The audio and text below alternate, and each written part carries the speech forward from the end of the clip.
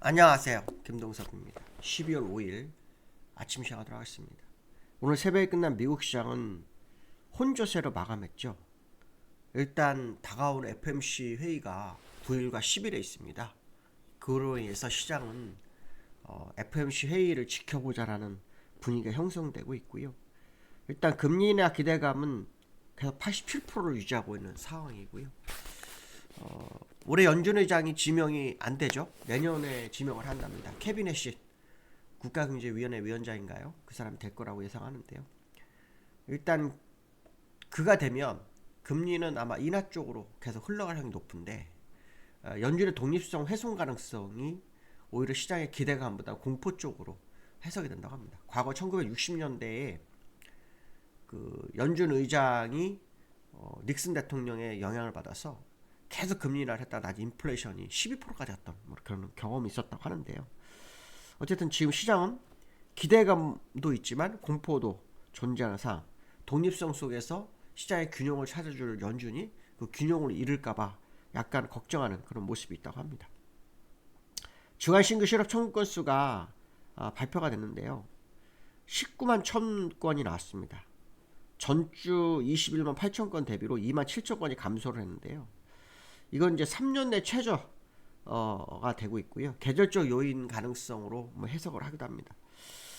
어떻게 보면 시장이 고용 시장의 회복에 대한 부분으로 해석할 수 있는 부분도 있는데요. 시트라인 같은 경우에는 신경 쓸 이유가 없다. 이렇게 얘기도 합니다.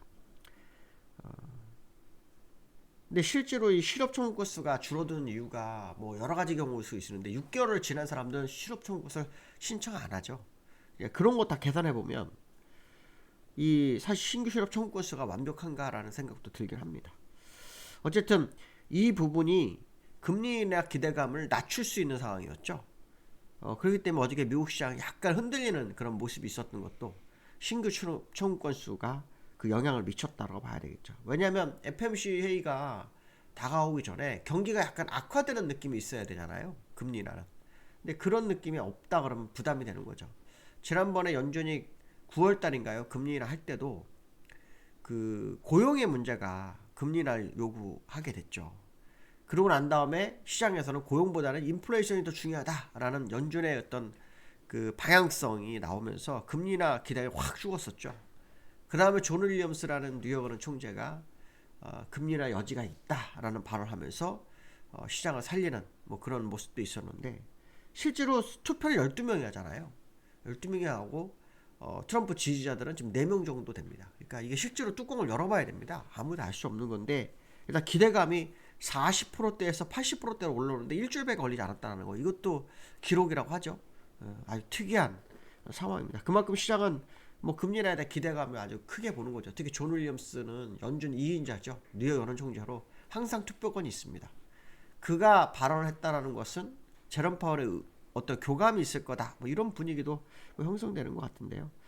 글쎄요, 한번 지켜봐야 될 것 같습니다. 저는 솔직히 개인적으로는 금리 인하가 맞을까라는 의문점을 굉장히 많이 갖거든요. 이유는 딱 하나예요. 그 관세로 생겼던 고용의 문제라든가 인플레이션 문제가 금리 인하 카드로 해결되겠느냐라는 부분이거든요. 기업이 자금 조달하는 데는 도움이 되고 또 금리 인하 하게 되면은 일반인들도 그렇죠? 이자 부담이 줄어들어서 쓸 돈이 생기긴 하죠. 그건 맞습니다. 그건 틀리지 않는데 그렇다 해서 제품 가격이 원자 가격이 올라서 관세를 해서 올라서 제품 가격이 올라가가지고 판매가 부진해지는 거를 그 판매 부진에서 문제가 되는 것을 좀 줄이기 위해서 고용을 이제 약간 줄이는 그런 상황인데 돈을 풀어서 해결될까라는 어떤 의문점이 좀 생깁니다. 그래서 정말 연준이 금리나 할지 안 할지 저도 사실 잘 모르겠습니다. 개인적으로는 안 할 확률을 좀 열어두고 보는데 안 할 확률을 열어두고 보고 있습니다. 그렇지만 시장 분위기상으로는 거의 80% 한다니까 한단 쪽으로 생각하면서 시장을 봐야 되겠죠. 한단 쪽으로 생각하면서 봐야 되겠지만 어쨌든 시장 분위기가 묘할 수 있다라는 게 솔직히 말하면 개인적 생각이다. 그런 말씀 좀 드리고 싶고요. 오늘 밤 개인 소비 지출이 발표가 있습니다. 이 개인 소비 지출이 연준이 금리 인하할 때 가장 중요하게 보는 지표 중에 하나죠. 왜냐면 아까 말씀드린 고용으로 인해서 9월에 금리 인하 했지만 연준이 인플레이션 지표를 본다고 했잖아요. 개인 소비 지출은 이제 인플레이션 지표와 관련이 있기 때문에 개인 소비 지출이 얼마나 됐는지를 봐야 되겠죠. 소비자들이 그만큼 소비를 했을까 이런 부분이에요. 가격이 오르면 소비가 줄어들죠. 그렇죠? 가격이 내리면 소비가 늘어나는 게 일반적인 경향이기 때문에 아까도 말씀한 것처럼 관세로 인해서 원자재가 가격이 올라가는데 소비가 늘었을까라는 의문점. 사실 미국 시장이 올해까지 관세가 돼서 성장했던 이유 중에 하나는 뭐냐면 관세를 대비해서 기업들이 재고를 엄청나게 쌓아놨었거든요. 그 재고가를 털어내는 과정이었어요. 왜냐하면 낮은 가격에서 그렇죠? 재고를 쌓았는데 관세 때문에 가격이 오르면 그만큼 수익이 더 커지잖아요. 그러니까 지금 현재 미국의 기업의 수익은 어쩌면 그 부분일 수 있는 거거든요. 재고 쌓았던 거를 있는데 관세 때 재고를 쌓았는데 관세 때문에 가격 오른 부분을 취한 거죠. 그 부분에 대한 이익이 커졌기 때문에 수익이 좋은 걸 수도 있어요. 그러니까 실제로 이 재고는 6개월에서 1년 정도 시간이 필요할 수 있는 부분이니까 만약에 4월 달로 시작한다 그러면 트럼프 대통령이 얘기한 때부터 시작한다면 1년이면은 지금이죠. 지금부터인 거고 8월로 계산한다 그러면 내년 8월까지인데 제가 볼 땐 내년 8월까지는 아닐 거고 아마 3월 정도까지면 기업의 재고는 거의 다 바닥 날 거다. 왜냐면 재고를 쌓을 수 있는 창고가 한계가 있잖아요. 그렇죠? 한계가 있기 때문에 그 부분 이제 거의 마무리되는 과정이라고 본다 그러면 이제 본격적으로 나오는 실적들 내년 1분기 실적부터 한번 지켜볼 필요성이 있겠죠. 왜냐하면 아까 말씀드린 재고를 소진하는 과정 속에서 제품 가격이 올랐기 때문에 그만큼의 마진이 커졌잖아요. 예, 그 부분이 없어지는 상황이잖아요. 그 부분을 한번 확인해 볼 필요성이 있겠다. 뭐 이런 말씀을 드리고 싶고요. 미국 차트를 보시면은 다우와 나스닥 지금 업데이트가 좀 완전히 되지 않았거든요. 예, 나스닥만 좀 됐습니다. 나스닥만 새벽이라서 나스닥은 장중에 마이너스 0.35%까지 밀렸다가요 올라왔네요. 플러스로. 그래서 올라선 모습이고요.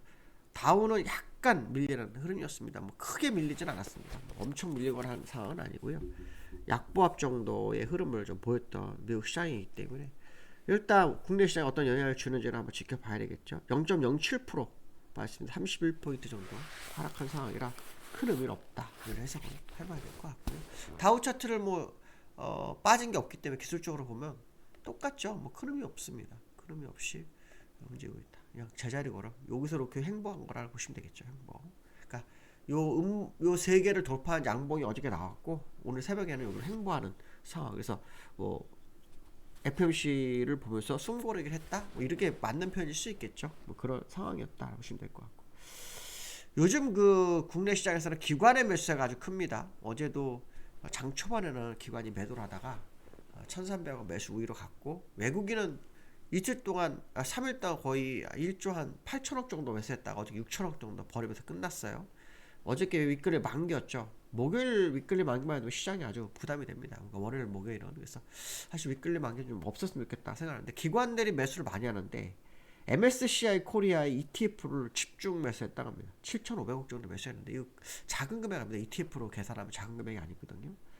이유는 외국인 기관 가능성을 열어둔다 뭐 이런 얘기도 있는데 기관들이 전방위로 시장을 사고 있구나라는 생각이 이걸 얘기하고 싶은 거예요. 우리나라 시장을 보신 기관이 계속 사고 있잖아요. 근데 ETF 뭐 MSCI ETF까지 한다고 해서 기관들은 지금 상방에 베팅을 하고 있는 상황이 아니겠나. 특히 12월 달에 우리나라 그 제3차 상법 개정안이 뭐 마무리된다는 얘기가 있죠. 자사주 의무소가 그렇죠. 뭐 기존 거는 뭐 6개월 후, 신규는 뭐 1년 내, 뭐 이런 게 있잖아요. 그래서 그 이슈 때문에 기관들이 미리 사는 거 아닌가. 연말에 뭐 산타랠리 가능성을 열어두는 기관의 모습일까라는 어떤 생각도 한번 해볼 수 있죠. 물론 뭐 이거 산타랠리 한다 안 한다 그게 아니라 기관의 매매 행태를 봤을 때 그걸 바라보나라는 생각도 드는 모습이다 이렇게 보시면 될 것 같고요. 코스피가 어저께 눌렸어요. 코스피가 전날 아주 강하다는 흐름을 보였었죠. 전날 그 1.45% 올랐다 1%로 끝나는데 어저께 장중에 1.3% 빠졌어요. 너무 웃긴 것은 뭐 이슈가 없었다는 겁니다. 이슈가 없었고 그냥 윗글리 만기 때문에 빠졌나라는 생각할 정도로 밀렸습니다. 그래서 이 윗글리 만기가 어떻게 보면 변동성 장세를 연출하는 것은 뭐 일반 투자가들이 기다리는 아주 좋은 재료일 수도 있어요. 그렇지만 중요하게 보는 것은 뭐냐면 이유 없이 하락하는 거는 좀 이해가 안 되는 거죠. 그렇죠? 적절한 어떤 이유를 가져서 시장이 움직이는 모습이 나와야 되는데 그렇지 않았다라는 거. 또 오늘 뭐 시장 상황 한번 지켜봐야 되겠지만 야간 선물로 소폭 밀리는 그런 흐름도 좀 있었어요. 그래서 어떤 흐름이 시장에 공개될지는 한번 지켜봐야 되겠다. 그렇지만 기관들의 매수세 또 금리 인하에 대한 기대감은 뭐 여전히 시장에 반영되지 않겠느냐. 특히 상법 개정안이 뭐 연말까지 해소가 된다 그러면 코리아 디스카운트의 해소 가능성을 좀 더 높일 수 있겠다는 생각도 해볼 수 있을 것 같습니다. 오늘 여기까지 하겠습니다. 감사합니다.